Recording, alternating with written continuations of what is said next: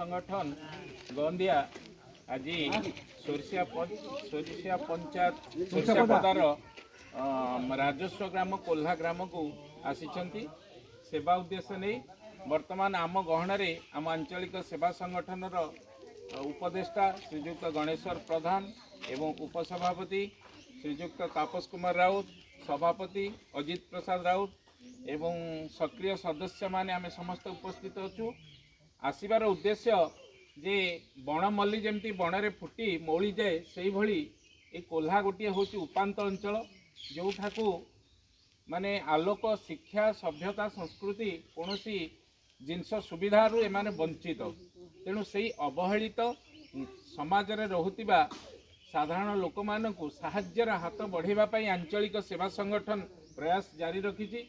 विगत दिन मानकरे अनेक सेवा करि आसुची। आज ये ग्राम को आसबार उद्देश्य हूँ प्रखर शीतरु लोक मानकु किभली रक्षा पाइबापी गोटे छोटिया साहाय्य देवाई कोल्हा ग्राम को आसी जहाँ हूँ आमर कंबल बंटन प्रत्येक वर्ष भली ए वर्ष कंबल बंटन होची। ये कंबल बंटन उद्देश्य आम आंचलिक सेवा संगठन सभापति वर्तमान तांकर परिचय सहित यार लक्ष्य उद्देश्य आम मानक वार्ता रखिए। जय जगन्नाथ। जय जगन्नाथ।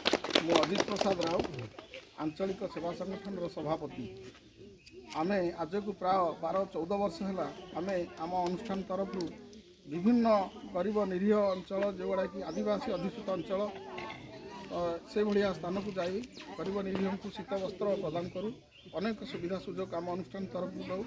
मो सहित अच्छा आमर उपसभापति तापस कुमार राउत आमर संपादक अभिमन्यु दास आमर सक्रिय सदस्य राजेंद्र कुमार सिंह वरिष्ठ सदस्य गणेश्वर प्रधान श्रीधर भोई आमर अनेक छोट बड़ समस्त सदस्य आज आम यही घोर जंगल भितर थिबा आदिवासी अधिष्ठित अंचल कोल्हा गाँ को आज आम से प्रयास नहीं आसीचु।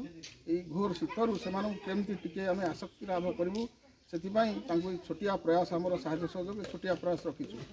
विगत दिन मानक आपण तो माने विभिन्न अंचल में बांटती ए वर्ष कहीं कोल्हा ग्राम को चयन कले? कोल्हा ग्राम गोटे एत गभीर जंगल भितर घोर जंगल भितर सरकार टिके दृष्टिकोण बाहर ए गाँ को कौन प्रकार सुविधा सुजोग सेमती किसी ना खाली लोक देखाणिया प्रकृत वास्तव में लोक मान उद्देश्य जहाँ लोक मान पेटर भोक लोक मान खाद्य वस्त्र बासगृह किंचित मात्र से वंचित रोचते। तेणु छोटिया प्रयास आम करूँ जे शीत पहली शीत पाड़ी आसूँ घोर शीतर केमती से लाघव करेंगे।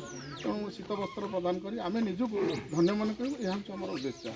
विगत दिन मानक लोक मान बहुत अभाव असुविधा अच्छी धरतु कौन बयस उपनीत हेले 60 वर्ष है भत्ताटे पाईपारना एवं सरकार विभिन्न सुविधा सुजोग से वंचित से आंचलिक सेवा संगठन किसी सेवार हाथ ये लोक मान बढ़ेबार प्रयास रखी कि मोर आम प्रथम कर गाँ भर को आज आसू देखिलु अनेक असुविधा ये अच्छी ये लोक मैंने बयस होते भत्तार वंचित होती।